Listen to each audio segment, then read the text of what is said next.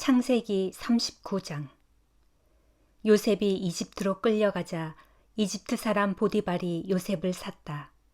보디발은 파라오의 신하로서 왕실의 경호대장이었다. 주께서는 요셉과 함께 하셨다. 그래서 요셉은 하는 일마다 모두 잘 풀렸다. 요셉은 자기 주인 이집트 사람 보디발의 집에서 살았다. 요셉의 주인 보디발은 주께서 요셉과 함께 하셔서 요셉이 하는 일마다 잘 되도록 돌보아 주신다는 것을 알게 되었다. 요셉은 주인 보디발의 눈에 들었다. 보디발은 요셉에게 집안일뿐만 아니라 자기 재산까지도 전부 다 맡겨 관리하도록 했다.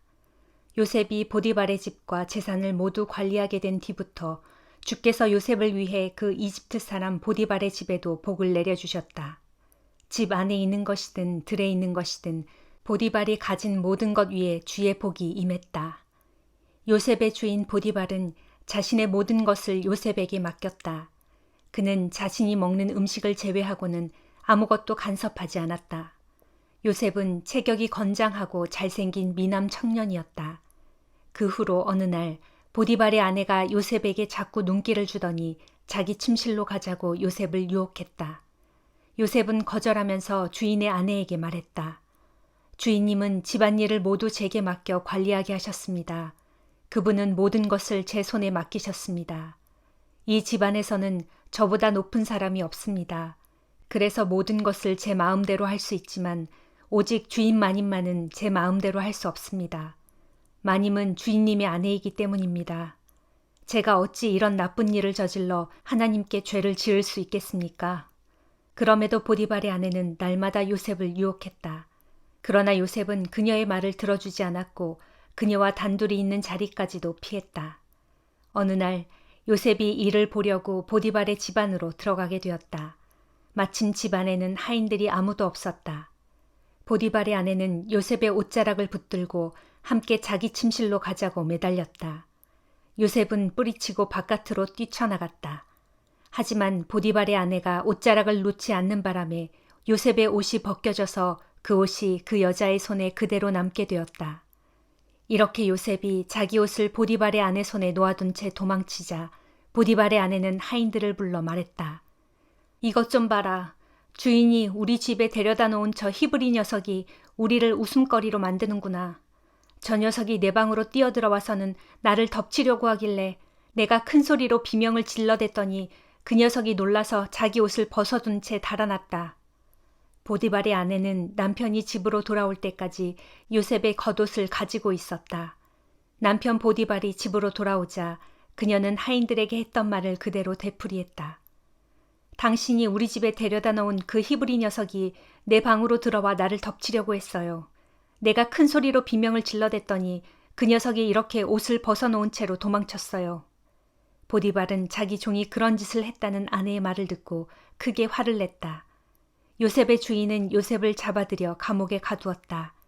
요셉이 갇힌 곳은 왕의 죄수들을 가두는 감옥이었다. 요셉은 감옥에 갇히는 신세가 되었지만 주께서 요셉과 함께 하셨다. 주께서는 요셉을 돌보시어 요셉이 간수장의 눈에 들도록 하셨다. 간수장은 감옥에 갇혀있는 죄수들을 모두 요셉에게 맡겼다. 그는 감옥 안의 모든 일들을 요셉이 도맡아서 처리하게 했다. 간수장은 요셉에게 맡긴 일에 대해서는 아무런 간섭도 하지 않았다. 주께서 요셉과 함께 하심으로 요셉이 하는 일마다 모두 잘 되었다. 마가복음 9장. 예수께서 또 말씀하셨다. 내가 분명히 여러분에게 말합니다. 여기 서 있는 사람들 중에는 죽기 전에 하나님의 나라가 큰 권능으로 임하는 것을 볼 자도 있을 것입니다. 그로부터 엿새 후 예수께서 베드로와 야고보와 요한만 따로 데리고 높은 산으로 올라가셨다. 거기에는 그들 외에는 아무도 없었다. 그런데 갑자기 제자들이 보는 앞에서 예수의 모습이 변하였다. 예수의 옷은 눈이 부실 정도로 하얗게 빛났는데 세상에 그 누구도 그보다 더 하얗게 만들 수 없을 만큼 새하얗게 빛났다. 그리고 제자들 앞에 홀연 엘리야와 모세가 나타나더니 예수와 말을 주고받았다. 그런 광경을 보고 베드로가 예수께 말했다. 선생님, 여기 있으니 정말로 좋습니다. 저희가 여기에 초막 세 채를 짓는 것이 어떻습니까? 한 채는 선생님을 위해서, 한 채는 모세를 위해서, 그리고 한 채는 엘리야를 위해서 짓고 싶습니다. 베드로는 정신이 하나도 없어서 자신이 무슨 말을 하고 있는지도 몰랐다. 다른 두 제자들도 큰 두려움에 사로잡혀 있었다. 그때 구름이 몰려와 그들을 덮더니 구름 속에서 소리가 들려왔다. 이는 내가 사랑하는 내 아들이다. 그러니 너희는 그의 말을 들어라. 제자들이 문득 주위를 둘러보니 모세와 엘리야는 온데간데 없고 오직 예수만이 자기들 곁에 서 계셨다. 일행이 산에서 내려올 때 예수께서 세 제자에게 당부하셨다. 인자가 죽었다가 다시 살아날 때까지는 지금 본 것을 아무에게도 말하지 말아라. 세 제자들은 이 일을 마음에 담아두었다. 그러나 자기들끼리는 죽었다가 다시 살아난다는 예수님의 그 말이 무엇을 뜻하는 것인지에 대해 서로 의견을 주고받았다. 그러다가 제자들이 예수께 물었다.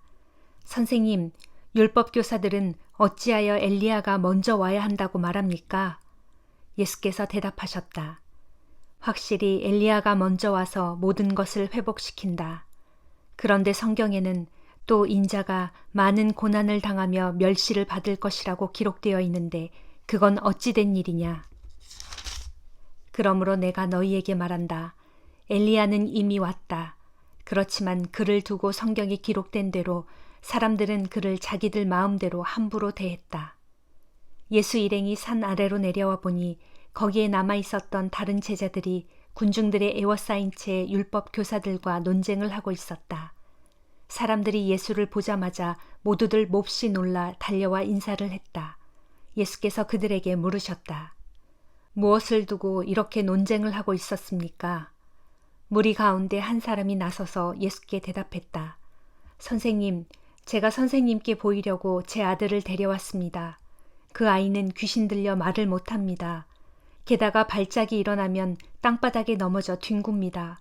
거품을 내뿜고 이를 갈며 몸이 뻣뻣해집니다. 그래서 선생님의 제자들에게 귀신을 쫓아내달라고 간청했지만 그들은 쫓아내지 못했습니다. 그 말을 듣고 예수께서 말씀하셨다. 이 믿음 없는 세대여, 내가 얼마나 오래 당신들과 함께 있어야 하겠소. 언제까지 당신들에 대해 참아야 하겠소. 그 아이를 당장 내게로 데려오시오. 사람들이 그 아이를 예수께 데려왔다. 그동안 아이를 사로잡고 있던 귀신은 예수를 보자마자 아이에게 심한 발작을 일으켰다. 아이는 땅에 넘어져서 거품을 흘리며 뒹굴었다. 예수께서 아이의 아버지에게 물으셨다. 이 아이가 이렇게 된 지는 얼마나 되었소? 아이 아버지가 대답했다. 어릴 때부터입니다. 한번 발작이 일어나면 아이는 불속이나 물속으로 마구 뛰어들어 죽을 고비도 아주 많이 넘겼습니다. 그러니 선생님께서 하실 수만 있다면 저희에게 자비를 베풀어 주십시오. 예수께서 그에게 말씀하셨다. 보시오, 하실 수만 있다면이라니 그게 무슨 말이오. 믿는 자에게는 모든 일이 다 가능하오. 그러자 아이 아버지가 즉시 큰 소리로 말했다.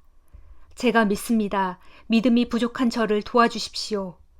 예수께서 사람들이 점점 몰려드는 것을 보시고 악한 귀신을 꾸짖으셨다. 말 못하게 하고 듣지 못하게 하는 귀신아, 내가 네게 명령한다. 그 아이에게서 당장 나와 다시는 들어가지 말라. 그러자 귀신은 큰 소리를 지르며 아이에게 심한 발작을 한번 일으키더니 아이의 몸에서 곧장 빠져나갔다. 아이는 쓰러진 채로 죽은 듯이 누워 있었다. 그 모습을 보고 많은 사람들이 아이가 죽었네 라고 말했다. 그러나 예수께서 아이의 손을 잡아 일으키시자 아이가 자리에서 일어났다. 예수께서 집 안으로 들어가셨을 때 제자들이 따로 물었다. 선생님, 저희는 왜 귀신을 쫓아낼 수 없었습니까? 예수께서 제자들에게 대답하셨다. 이런 부류의 귀신은 오직 기도로서만 쫓아낼 수 있다. 예수 일행은 그 지역을 떠나 갈릴리 지방을 가로질러 갔다. 예수께서는 자신들의 행방을 누구에게도 알리고 싶어 하지 않으셨다. 제자들을 가르치는 중이었기 때문이다. 예수께서 제자들에게 말씀하셨다. 인자는 배신당하여 사람들에게 넘겨질 것이다. 그들은 인자를 죽이겠지만 인자는 사흘 만에 다시 살아날 것이다. 하지만 제자들은 그 말씀을 듣고도 깨닫지 못했다. 뿐만 아니라 그 말씀이 무슨 뜻인지 묻기조차 두려워했다. 예수 일행은 가버나움에 이르렀다. 어느 집 안으로 들어갔을 때 예수께서 제자들에게 물으셨다. 오는 도중에 너희가 무엇을 두고 그리 논쟁을 하였느냐? 제자들은 잠자코 대답을 하지 못했다. 누가 제일 높은지를 놓고 서로 다투었기 때문이었다. 예수께서 자리에 앉으신 후 12 제자들을 모두 불러놓고 말씀하셨다. 누구든지 첫째 가는 사람이 되려면 꼴찌가 되어 모든 사람을 섬겨야 한다. 그러면서 예수께서는 어린아이 하나를 데려다가 팔에 안으시고 말씀하셨다. 누구든지 내 이름으로 이런 어린아이 하나를 영접하면 곧 나를 영접하는 것이다. 또 누구든지 나를 영접하는 사람은 나보다는 나를 보내신 내 아버지를 영접하는 것이다. 하루는 제자 요한이 예수께 말했다. 선생님, 어떤 사람이 선생님의 이름으로 귀신을 쫓아내는 것을 보았습니다. 그러나 그 사람은 우리 일행이 아니므로 우리가 그렇게 못하도록 막았습니다. 그러자 예수께서 대답하셨다. 아니다, 막지 말아라. 내 이름으로 기적을 행한 사람이 나를 쉬이 반대하지는 않을 것이다. 우리를 반대하지 않으면 그 사람은 곧 우리를 지지하는 사람이다. 내가 너희에게 분명히 말한다. 누구든지 너희가 그리스도의 사람이라고 하여 너희에게 물 한 잔이라도 대접해 주는 사람은 반드시 보상을 받을 것이다. 그러나 나를 믿는 보잘것없는 사람 가운데 하나라도 죄를 짓게 하는 사람은 차라리 자기 목에 큰 맷돌을 달고 바다에 빠지는 편이 더 낫다. 네 손이 너로 하여금 죄를 짓게 하거든 차라리 그 손을 찍어버려라. 그렇게 하는 편이 멀쩡한 2 손을 가지고 영원히 꺼지지 않는 지옥의 불 속으로 던져지는 것보다 더 낫다. 지옥에서는 그런 자들을 파먹는 구더기도 죽지 않고 불도 꺼지지 않는다. 또 내 발이 너로 하여금 죄를 짓게 하거든 차라리 그 발을 찍어버려라. 그렇게 하여 멀쩡한 2 발을 가지고 영원한 지옥의 불에 던져지는 것보다는 발 하나만 가지고 하나님 나라에 들어가는 편이 더 낫다. 지옥에서는 그런 자들을 파먹는 구더기도 죽지 않고 불도 꺼지지 않는다. 또 내 눈이 너로 하여금 죄를 짓게 하거든 차라리 그 눈을 빼어버려라. 그렇게 하여 2 눈을 가지고 영원한 지옥의 불 속에 던져지는 것보다는 애꾸눈이 되더라도 하나님 나라에 들어가는 편이 더 낫다. 지옥에서는 그런 자들을 파먹는 구더기도 죽지 않고 불도 꺼지지 않는다. 거기 지옥에서는 모든 이들이 소금에 절여지듯 불에 절여질 것이다. 소금은 본래 좋은 것이다. 그러나 소금이 짠맛을 잃어버리면 그 소금은 아무 쓸모가 없다. 무엇으로써 그 소금을 다시 짜게 할 수 있겠느냐. 그러므로 너희도 심판 때에 지옥에서 불로 소금 절여지듯 하지 않으려면 이 땅에서 서로서로 소금 같은 구실을 하여 화목하게 지내도록 하여라. 욥기 5장. 이보게 어디 한번 소리쳐 보게나. 하지만 자네에게 응답할 사람이 어디 있겠는가. 하늘의 거룩한 이들 가운데 과연 누가 자네 하소연에 귀를 기울이겠는가. 어리석은 자는 분개심 때문에 스스로 죽고 철없는 자는 질투심 때문에 저절로 죽는 법이지. 어리석은 자는 잠시 성공할지 모르지만 결국엔 뿌리가 없어 순식간에 그의 집안이 왕창 망하고 말더군. 그런 자의 자식들은 어딜 가도 안전하지 못하고 성문 앞에서 재판을 받아도 누구 하나 그들을 옹호하고 나서는 사람이 없더군. 또 그런 자가 거두어들인 수확물은 굶주린 자들이 후다닥 먹어치우되 심지어 가시덤불 밭에서 자란 것까지도 모조리 먹어치우고 그런 자의 재산은 목마른 자들이 달려들어 헐떡대며 다 마셔버리더군. 본디 불행이란 흙에서 갑자기 솟아나는 법이 없고 고난도 어느 날 갑자기 땅에서 생겨나는 법이 없다네. 사람이 태어나서 고난에 처하는 경우는 불티가 위쪽으로 날리는 것과 같이 자명한 것이지. 내가 자네라면 하나님께 찾아가 내 사정을 아뢰고 호소해 보겠네. 그분은 측량할 수 없이 놀라운 일들을 행하시고 헤아릴 수 없이 많은 기적들을 행하시며 땅에 비를 내려주시고 들판에 물이 흐르도록 보내주시는 분이 아닌가.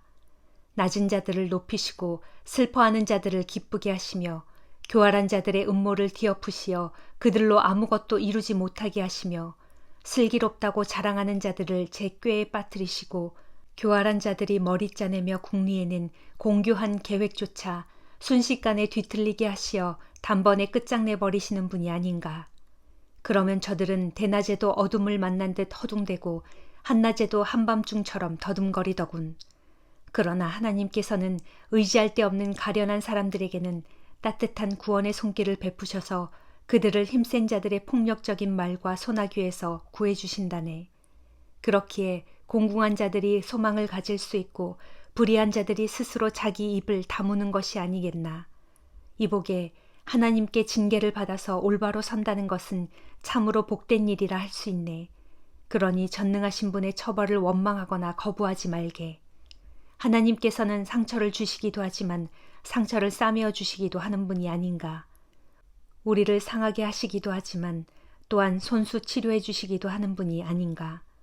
그분은 6가지 재앙 가운데서도 자네를 건져주시고 7가지 불행을 당하더라도 자네에게 아무런 해가 미치지 않도록 보호해 주실 거네. 혹독한 기근이 들더라도 자네를 굶어 죽지 않게 해주실 것이고 치열한 전쟁 가운데서도 죽음의 칼날을 피하게 해주실 거네. 또한 자네가 사람들로부터 혀의 채찍을 맞아 저주와 비방 가운데 있더라도 그분께서 자네를 안전하게 보호해 주실 것이므로 자네는 어떤 파멸의 파도가 밀려와도 조금도 두려워할 필요가 없네. 그렇다네. 그러므로 자네는 기근과 파멸쯤은 하찮게 여겨 웃어 넘길 것이고 땅의 들짐승들도 하등 두려워할 필요가 없을 것이네. 왜냐하면 자네는 밭의 돌멩이들과 풍요의 계약을 맺고 땅의 들짐승들과도 잘 어울려 지낼 터이니 말일세. 결국 자네의 집안은 평화로워 아무 걱정도 없을 것이고 또 집안 어디를 샅샅이 둘러보아도 잃은 것이 하나도 없음을 확인할 수 있을 거네. 게다가 자네의 자손도 늘어나서 그 자손들이 땅에서 자라나는 들풀처럼 아주 무성해질 것이네. 그리고 때가 되어야 곡식단이 타작마당으로 운반되어 오듯이 자네도 천수를 다 누리고 나서야 비로소 무덤으로 내려갈 것이네. 이복의 욥, 지금까지 우리가 살펴본 것은 모두가 진실이라네. 그러니 내 말을 잘 듣고 부디 자네의 유익을 위해 곰곰이 생각해보게나. 로마서 9장. 나는 그리스도 안에서 진실을 말하고 거짓말을 하지 않습니다. 내 양심이 성령 안에서 그 사실을 내게 증언해주고 있습니다. 나는 지금 마음 깊은 곳에서 큰 슬픔을 느끼고 있고 밤낮으로 그치지 않는 고통이 있습니다. 내 형제요 내 동족인 여러분을 위해서라면 비록 내가 그리스도로부터 끊어지는 저주를 받는다 할지라도 나는 차라리 그 편을 택할 것입니다. 내 동족 이스라엘 백성은 하나님의 자녀로서 하나님의 영광이 함께합니다. 하나님과 언약을 맺은 백성이요 율법을 받은 백성이며 성전에서 예배를 드릴 뿐만 아니라 또한 하나님에게서 약속을 받은 백성입니다. 훌륭한 족장들이 그들의 조상이요 인간적인 혈육으로 말하자면 심지어 그리스도조차도 이스라엘의 후손입니다. 진실로 그리스도는 만물의 위에 계시며 영원토록 마땅히 찬양을 받으실 하나님이십니다. 아멘. 나는 하나님께서 약속을 지키시지 않았다는 말을 하려는 것이 아닙니다. 이스라엘 사람으로 태어났다고 해서 모두가 이스라엘 사람은 아닙니다. 아브라함의 후손이라고 해서 모두가 다 그의 자녀가 아닙니다. 다만 하나님께서는 아브라함에게 이삭을 통하여 태어난 자들만을 내 자손이라고 부르겠다라고 말씀하셨습니다. 이것은 육신의 자녀가 하나님의 자녀가 아니라 오직 약속의 자녀라야 참된 아브라함의 자손으로 인정을 받는다는 말입니다. 일찍이 하나님께서 아브라함에게 주신 약속의 말씀은 이렇습니다. 내년에 내가 다시 올 때쯤 내 아내 사라에게 아들이 있을 것이다. 그뿐만이 아닙니다. 리브가 역시 우리 조상인 이삭 한 사람에게서 쌍둥이를 임신했습니다. 하지만 쌍둥이가 태어나기도 전에 즉 그때는 그들이 좋은 일이든 나쁜 일이든 어떤 일을 행하기 전인데도 하나님께서는 누구를 선택하시겠다는 뜻을 분명히 정했습니다. 그것은 선택의 표준이 사람의 행위에 달려있지 않고 오직 부르시는 분께 달려있음을 나타내 보여주기 위함이었습니다. 그래서 하나님께서는 리브가에게 형이 동생을 섬기게 될 것이다 라고 말씀하셨습니다. 그것은 또 성경에 나는 야곱은 사랑하였고 에서는 미워하였다라고 한 것과 같습니다. 그러면 우리가 무엇이라고 말해야 할까요? 하나님은 불공평한 분일까요? 절대로 그렇지 않습니다. 일찍이 하나님께서는 모세에게 나는 불쌍하게 여길 사람을 불쌍하게 여기고 어여삐 여길 사람을 어여삐 여길 것이다 라고 말씀하셨습니다. 그러므로 하나님의 선택은 사람의 의지나 노력에 달려 있는 것이 아니고 오직 불쌍히 여기시는 하나님의 자비에 달려 있습니다. 그래서 성경에는 하나님께서 파라오를 두고 하신 말씀이 이렇게 기록되어 있습니다. 내가 너를 그 자리에 세운 것은 이 일을 하기 위함인데 곧 너로 말미암아 나의 능력을 나타내 보여줌으로써 내 이름이 온 세상에 널리 알려지게 하려는 것이다. 이처럼 하나님께서는 자신의 기쁘신 뜻에 따라 자신이 원하시는 대로 하십니다. 그래서 불쌍히 여기시고자 하는 사람을 불쌍히 여겨 자비를 베푸시고 완악하게 하시고자 하는 사람을 완악하게 만드십니다. 그러면 그대는 내게 이렇게 말할지도 모릅니다. 그렇다면 왜 하나님께서는 우리에게 책임을 묻습니까? 도대체 누가 하나님의 뜻을 거역할 수 있단 말입니까? 오, 그렇게 말하지 마십시오. 그대가 누구이기에 감히 하나님께 말대꾸를 한단 말입니까? 생각해 보십시오. 만들어진 것이 자기를 만든 분에게 왜 나를 이렇게 만들었소 하고 따질 수 있겠습니까? 토기장이가 진흙 한 덩어리를 가지고 같은 흙으로 하나는 귀하게 쓸 그릇을 다른 하나는 아무렇게나 쓸 그릇을 만들 권리가 없겠습니까? 하나님께서 하신 일도 이와 똑같습니다. 하나님께서는 멸망할 수밖에 없는 인간들에게 자신의 진노와 능력을 나타내 보이실 당연한 권리가 있지 않겠습니까? 그러나 하나님께서는 이런 인간들에 대해서도 오래도록 참아오셨습니다. 또한 하나님께는 자신의 영광이 얼마나 풍성한가를 모든 사람이 볼 수 있도록 자신이 자비를 베풀겠다고 작정하신 사람들에게 은혜를 베푸실 권리가 있지 않겠습니까? 그래서 하나님께서 그런 권리를 사용하셨더라도 그게 뭐가 잘못되었단 말입니까? 그분 하나님께서 바로 우리를 귀히 쓸 그릇으로 부르셨는데 우리를 부르실 때 유대인 가운데서뿐만 아니라 이방인 가운데서도 부르셨습니다. 이것은 하나님께서 호세아를 통해 말씀하신 것과 같습니다. 때가 오면 내가 내 백성이 아닌 사람들을 내 백성이라 부르겠고 내가 사랑하지 않던 자를 나의 사랑하는 자라 부르겠다. 그리고 너희는 내 백성이 아니다라고 말했던 바로 그 자리에서 그들은 살아계시는 하나님의 자녀들이라고 불리게 될 것이다. 또 예언자 이사야도 이스라엘에 대해서 외치기를 이스라엘 백성이 바닷가의 모래알같이 많을지라도 오직 남은 자들만이 구원을 받을 것이다.